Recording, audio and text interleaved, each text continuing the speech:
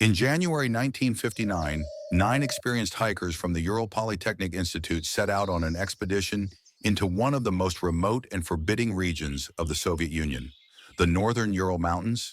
Their goal was to test their limits against the biting winter elements and to traverse a treacherous, snowbound landscape that few dared to explore.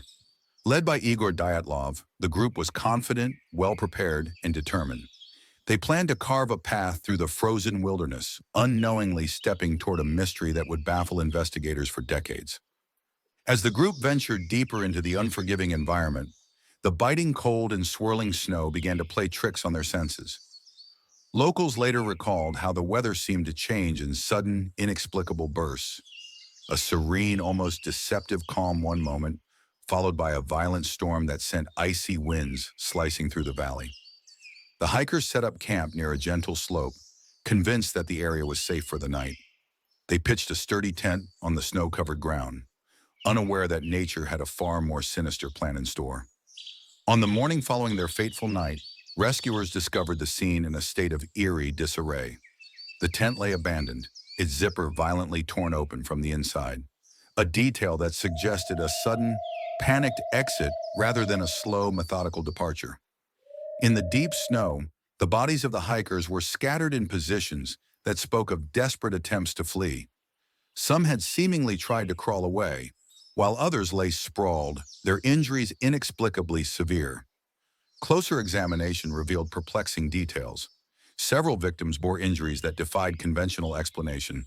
Fractures and internal trauma appeared inconsistent with the low-velocity impacts expected from an avalanche or a fall.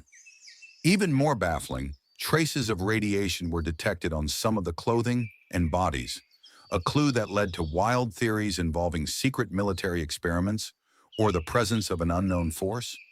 Every new piece of evidence seemed to deepen the mystery rather than resolve it.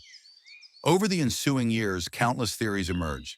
Some researchers argued that a sudden, localized avalanche could have triggered a mass panic, forcing the hikers to bolt from the safety of their tent into a deadly blizzard. Others speculated about a nearby military operation gone awry, or even paranormal phenomena that defied logic. Despite extensive investigations, no single explanation has ever satisfied all the anomalies observed that fateful night. The Dyatlov Pass Incident endures as a haunting reminder of nature's unpredictable fury and of the unknown forces that may dwell in its silent, icy expanses. Nestled at the base of Mount Fuji, Aokigahara is a forest of haunting beauty and deep sorrow. Known as the Suicide Forest, this sprawling woodland is as much a place of natural wonder as it is a site of profound tragedy. For centuries, locals have spoken of the forest in hushed tones, its quiet pathways and dense undergrowth concealing secrets that stretch far back into Japan's troubled history.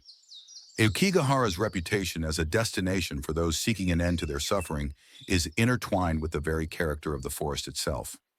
The landscape is deceptively serene, towering trees draped in moss, labyrinthine trails that twist and turn into shadow glades, and an almost oppressive silence that blankets the area. Many visitors report an unsettling feeling upon entering, as if the forest is aware of every thought, every regret. The silence here isn't simply an absence of noise, it feels like a presence, a watchful spirit that absorbs sound and emotion alike. Numerous first-hand accounts have described the inexplicable phenomena encountered in Aokigahara. Some wanderers speak of sudden, unshakable feelings of despair or disorientation, as if the forest itself were steering them toward a predetermined fate. Others have claimed to hear soft whispers carried by the wind, indistinct voices that seem to murmur lost secrets or echo the sorrow of past lives. These eerie experiences have contributed to the forest's lore, blending natural mystery with the tragic human stories that have unfolded under its canopy. Researchers and cultural historians have long debated the interplay of natural factors and psychological influence within Aokigahara. The dense concentration of trees, the unique acoustics of the terrain, and the weight of centuries of sorrow all combine to create an atmosphere unlike any other. While some argue that the forest's reputation amplifies the visitor's anxieties, others maintain that there is something inherently otherworldly about this place, a lingering energy that is both tragic and inexplicably magnetic. Today, Aokigahara stands as a somber monument to the complexities of the human spirit and the indelible marks left by pain and loss. The forest's quiet beauty and underlying melancholy invite visitors to confront the darker aspects of existence, leaving a lasting impression that is as deeply moving as it is chilling.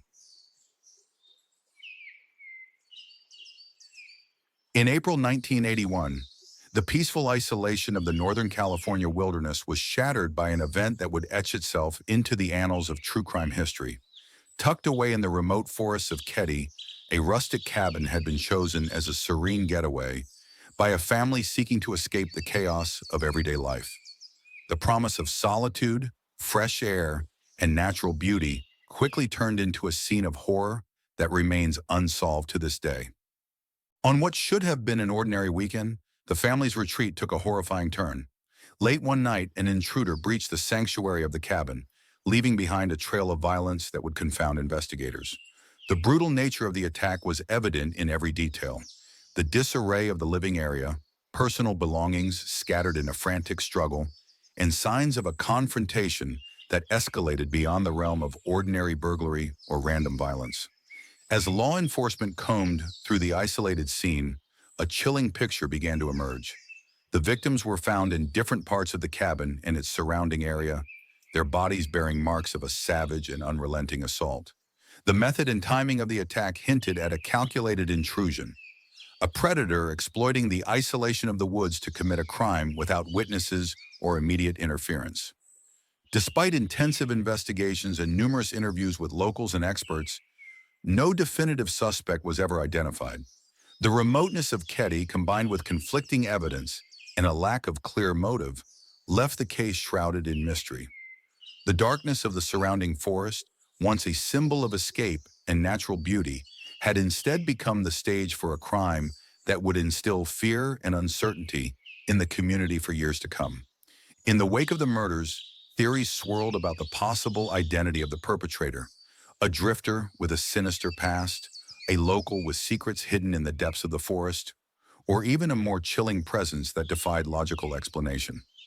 Each new hypothesis seemed to open further questions rather than providing answers. The Keddie Cabin Murders remain one of California's most puzzling unsolved cases, a grim reminder that even the most idyllic retreats can harbor the darkest of secrets.